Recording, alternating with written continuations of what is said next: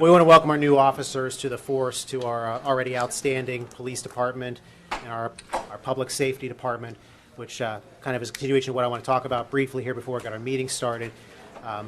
We had a major rain event on July 21st. This major rain event was a northern storm. It impacted multiple communities. The northern tier of Monroeville, primarily the Logan's Ferry area, Old Wampin Highway, Abers Creek Road, the Thompson Run watershed, which encompasses those regions. We had some measurements of over 4 inches of rain within an hour. We had extensive damage in our community along 286, numerous businesses, numerous homes. We had 31 calls for service in a 2-hour period, which kind of leads me into my next segment, and it's an appropriate night with us hiring our officers. We did not miss one phone call, one call for service out of our in-house dispatch center. All the fire departments were called out that evening, all the EMS units. We brought in an extra dispatcher to run communications, and by and large, as far as a response, it went flawlessly. We had a house fire during the evening. We had a car that was swept away. We had a woman that was trapped in her car and on top of her car after driving through standing water when her car was washed away. A lot of things happening in a short period of time. And I just want to publicly commend all the fire departments, all the fire chiefs, our entire emergency management umbrella, which that falls under. Our police department, we had our one of the shifts hold over to stay on, so we had more manpower that evening. It was a terrible evening, and we're still recuperating from that. 4 inches of rain or more in an hour is a challenge to control. We certainly know that with all the flooding that we've been seeing and we saw.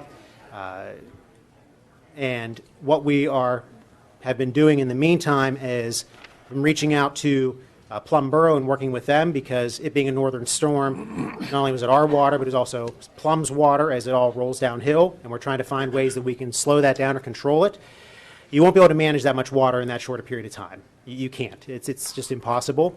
But what we're doing with our stormwater management department is finding ways that we can slow it down, and that's why this council has enacted and started this department this past year to try to make improvements in that realm. The challenging part with this is that EPA controls a lot of the DEP controls a lot of the issues with wetlands and also with streams. There are private property issues that are a challenge, but what Monroeville is going to do is improve where we can our stormwater management detention and try to slow down the water in these regions. It being multiple counties, as far as a disaster declaration, when multiple communities are involved, now the county is the one that makes the call on emergency disaster calling or disastered area. If it's multiple counties, then the state and PEMA get involved as well. So at this point, they did evaluate. The county was out and evaluated the region. Not only was it with us, but Plum, Penn Hills, and I think some other communities as well. And they have made a determination that is not declared an emergency. However, what they are going to be offering is small business. The SBA, Small Business Association, will be providing loans at a low interest rate, not only to businesses but also to homeowners for repair to the businesses and to the homes. Now, Chief Cole, I believe he might have stepped out with his officers. He had a little bit more to say about this. Does anyone know where the chief is? I think someone finally grabbed him. Can I ask a question? Are you allowed to ask questions? Not yet. We're going to have a public comment period in a little bit. But Chief, I know it's a big night for you with the new officers, but if you could maybe speak more about the emergency management declaration or lack thereof in the SBA loan and what people can do as far as that goes. Thank you, Mayor. I'm going to apologize for being a little bit sidetracked here, too. No problem. When the event happened with the flooding event, we certainly, I guess we're going to talk a little bit about the emergency response to that was quite appropriate and took care of mitigating the factors that were happening with the rescues and basically just trying to get roads closed down and trying to keep everybody safe. I don't need, certainly the people from the Avers Creek area and even in the 286 area, and of course other areas of Monroeville, we have core areas that flood pretty routinely. And certainly the rain event that night as it progressed certainly became something more unusual than a normal quote-unquote flood event. So after the response was over, the next day I tried to discuss certain issues with people on the Avers Creek area, what we can and cannot do, and of course get the information to the county so that they can start preparing for what they think would be appropriate response with any type of help with funding or help with repairs and things like that, or with the flood issues. Within the first 3 days, we started doing damage assessments. We certainly did what they call a window damage assessment initially, which indicated that we needed to have a more further damage assessments, and we continued doing that throughout the week after the rain event, which was on a Sunday night. By Thursday, we kind of had a pretty good feel that the communities affected, there's really only a handful of communities affected, but the two primary communities, little one was Plum and of course Monroeville, and the other two were Penn Hills and the Oakmont area too. The county emergency management coordinator told me at the beginning that he didn't think it was going to rise to the level within the first couple days of being with a declaration of emergency that the county would be willing to entertain. He was in consult with the county exec, and they decided pretty early on that they didn't think they would have to declare an emergency because they thought that we would only reach the level of the Small Business Administration loans, the SBA loans.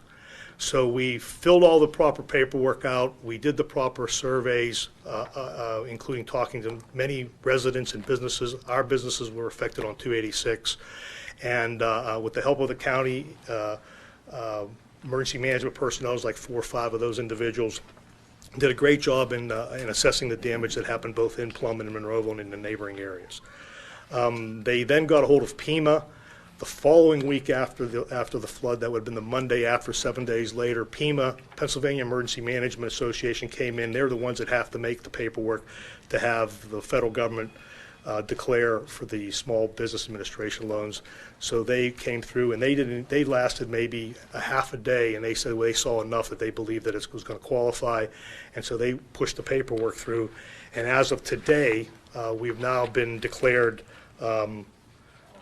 the July 21 and 22 storms that the immediate release from Allegheny County was that we would be qualifying for, and the federal government approved Small Business Administration loans. So we put it on our website, but just real quickly, again, it just happened today, August 8th. There's going to be dates where you can go to a disaster loan outreach center. They call it DLOC. You know, the federal government always got to put acronyms with things. The DLOC center is going to be located at the Renton Volunteer Fire Department in Plum, and that's located at 1996 Old Mine Road, Pittsburgh, PA 15239. Again, this is all on our website. It's also on the county website. It's also on PEMA's website.